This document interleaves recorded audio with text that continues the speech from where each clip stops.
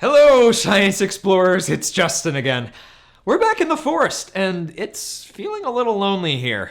The trees are bare now, and it seems like a lot of the animals we saw here not too long ago are missing. I guess it is pretty cold out here. Maybe they've found a place to hide out from the cold. Ooh, look over there. There's that squirrel again. Looks like someone might be sticking around for the winter. Maybe it can give us some clues as to how squirrels and other warm-blooded animals survive the winter cold. Let's find out.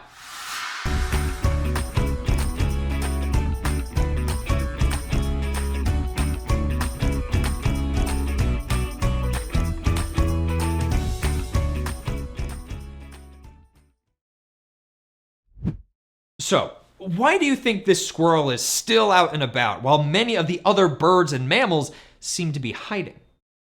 Now that many of the trees are dormant, it must be hard for animals who depend on the fresh leaves and fruit to find food. But this squirrel planned ahead. It stored enough acorns to last for months. Animals that can't rely on acorns for their nutrition have to come up with another plan for how to spend the winter. Do you remember what triggers the trees to start preparing for winter? Right, there's less sunlight. Animals pick up on that too. Now that the days are getting shorter, let's see how some other forest animals are getting ready for the cold. Okay, be very quiet and still, because through the trees by the stream, there's another bear. What do you think it's doing? It looks to me like it's stuffing its face with food. How do you think extra meals can help bears prepare their bodies for the winter?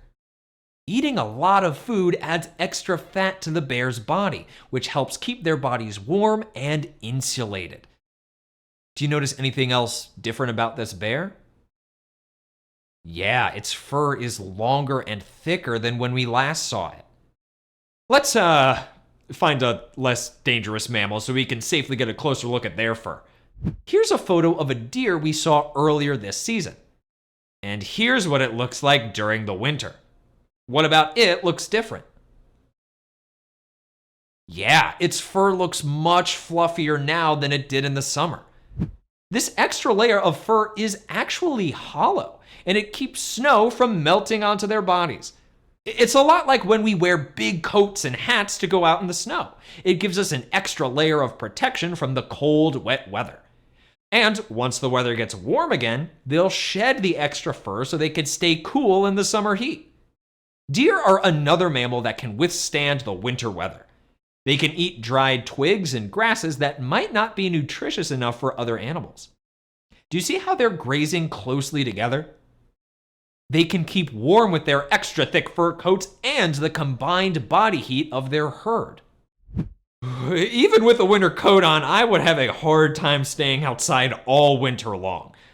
Do you think these animals find a warm place to hide from the cold winter wind? Oh, look! There's a hole here. I wonder if some animals dig holes underground to stay warm and dry. The digger of this hole must be around here somewhere. Aw, it's a skunk.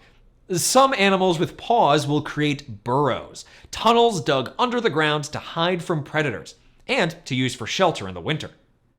Can you think of some other animals that can dig holes? Groundhogs, chipmunks, rabbits, and even bears dig burrows or dens to keep them safe from harsh weather.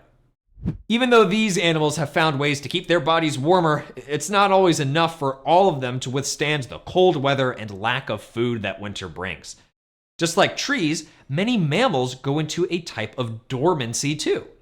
In trees, this means they're pausing photosynthesis to save energy and resources.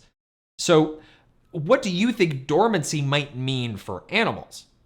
Pause the video here and make a prediction in your field notes. In animals, dormancy is a state of paused activity to save energy during the cold months.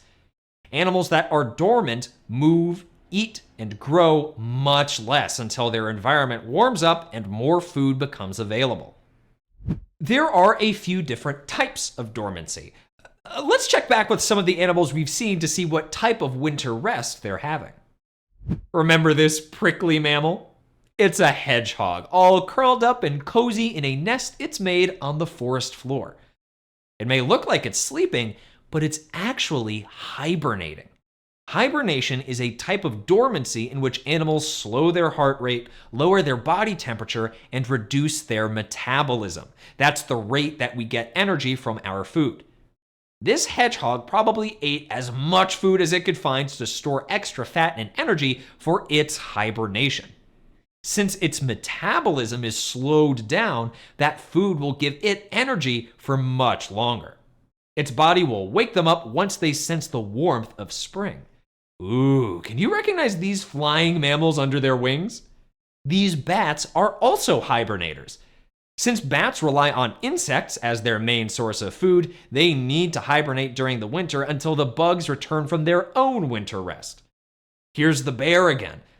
Do you think it's hibernating too? Ooh, it looks like it's moving a little bit. Maybe they're in a different type of dormancy.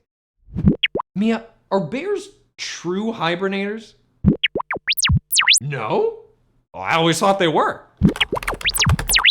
Oh, Mia says that bear dormancy is actually called torpor.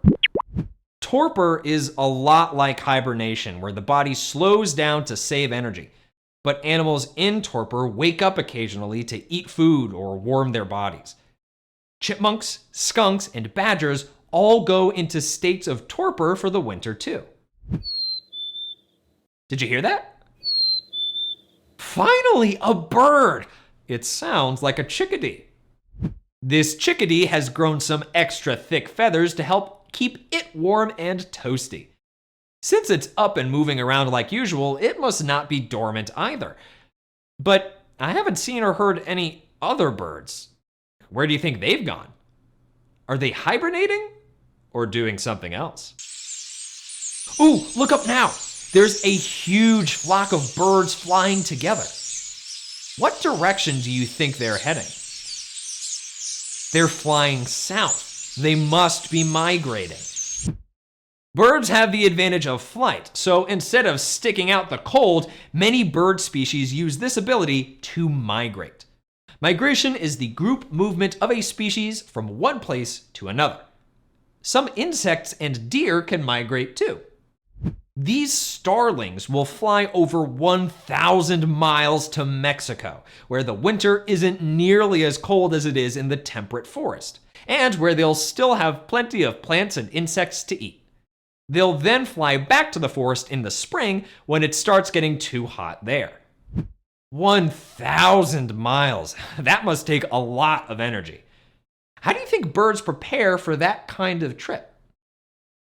What have we seen other animals doing when they need to store lots of energy for a long stretch of time? They eat. Birds lose lots of body fat during flight, so they get ready by eating as much as they can to store energy for their long journey. So, even though the trees are bare and many animals are out of our sight, we can be sure that our warm-blooded forest animals are safe and sound for the winter. But you know who we haven't checked in on? The reptiles and amphibians.